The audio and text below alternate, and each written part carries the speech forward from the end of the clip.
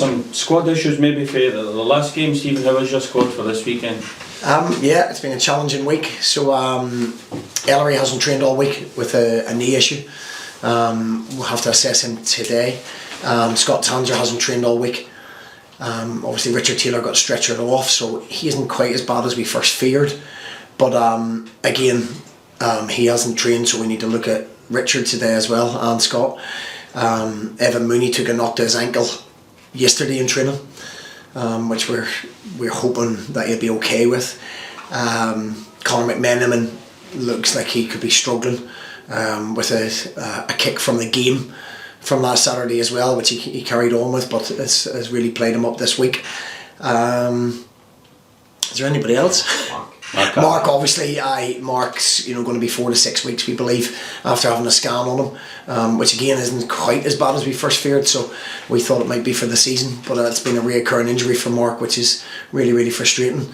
So bar that, everyone's fit and available and ready to go.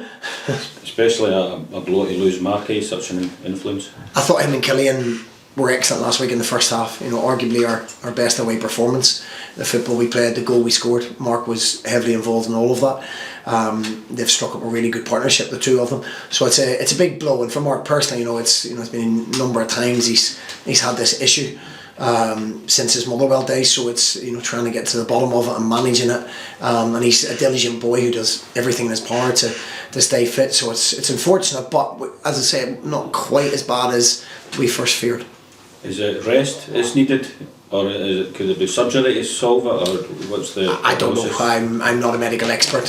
He's in very good hands in Jerry Docherty, so it's something we'll speak about. Obviously it isn't as bad as we first feared. So Mark feels good in himself compared to the other times that he had it.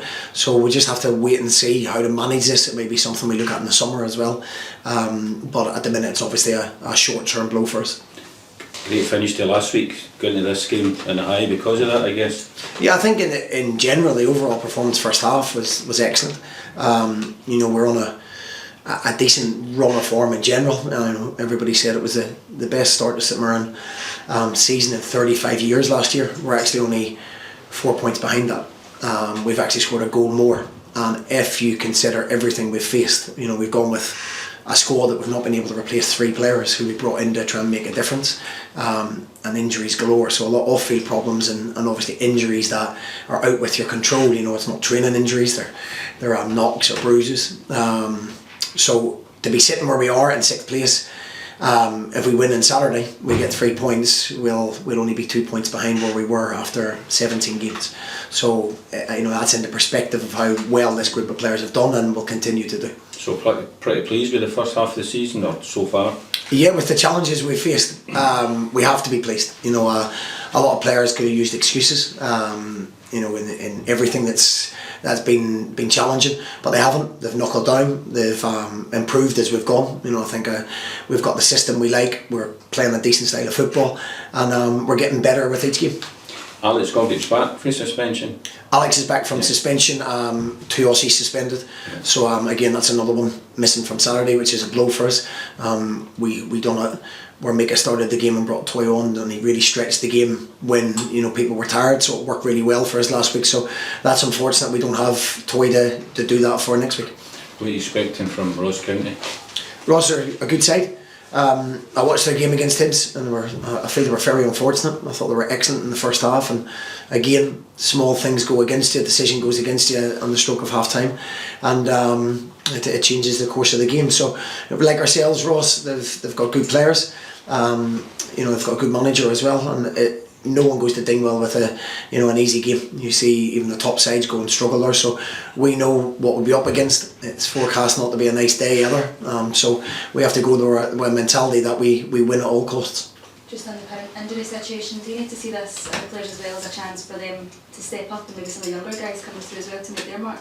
Yeah, certainly. I'm not one to dwell too much on the injury situation because you can't affect it, and that's why people get opportunities. Young Evan Mooney came on last week and scored a great goal. He's been doing really well at under 18 level. Obviously a big jump up, but he trains with us every day. So there's an opportunity for players like Ev. Callum Penman's with us every day now as well. Luke Kenny. sometimes you just need a little bit of luck in terms of somebody in your position. Their misfortune can be your fortune. And we've got Roland Adua, who came on and scored, who's really challenging for a place as well. Declan John really pushing. So Alex Lakavetti back from a long-term injury. So when there's obviously a downside to the injuries, but the upside is people get opportunities, and it's up to them to make that competition for places. Now it's obviously getting 90 minutes last week as well, having been out for such a long time. I thought he was outstanding. Probably what we've missed, the SPFL's a strange league. There's some really good football played, but you have to, what happens in the 18-yard boxes, what happens in between the two 18-yard boxes at times is irrelevant. You have to defend long balls, you have to defend long throws, set plays are crucial, and at the opposite end it can be the same, where you get a nick and win 1-0. And Alex in both boxes is a real threat, and he gives us that, maybe that leadership and that demand of our defensive qualities that at times has been missing, and that's what we signed him for, to replace James Bolton. So we're delighted to have him back in the fold. VR's been in the news this week, obviously. Stephen, how much do you welcome the transparency that Willie Callum revealed yesterday in the decisions? Yeah, it's listen, I said it last week, it's been highlighted because it's Rangers and Celtic. It probably won't get as highlighted as much when it's a club like ourselves, but humans make mistakes. Human error will be there as long as we're alive. No matter what technology we have, it's human beings making the decisions and the calls using the technology. So it happens. As I say, people make mistakes. We've all been at the end of these decisions that have gone against us, and Willie's come out and shown the honesty that we expect, and he's always been transparent with the club when we've dealt with him. And that can only be good. We have to improve. We know everybody needs to be better at it, and the version of VAR that we use needs to be better. The help that the referees get isn't enough. They need more. They need more help. We need to try and get the version that they have in other countries. So everyone's trying to make things better. So from my point of view, whether it goes for you or goes against you, VAR went for us last week. It made the right calls. Said it went for us. They were the right calls in hindsight. The referee let play on to our advantage, which we got the penalty from. So it's sometimes it goes for you, sometimes it goes against you, and it's extremely frustrating when it's not. But we all learn to live with it. Just finally, making any inroads to bringing people in January, because the window's not far from opening again. Yeah, we are. But I've done this previously where I've thought things are done. St Mirren aren't the first one in everybody's wish list. So we're in competition with a lot of people. We believe we've got maybe 3, maybe 4 signings that we're quite far down the line with, but until they're signed, until the 1st of January, you can't do that anyway. But we're making progress and speaking to lots of people.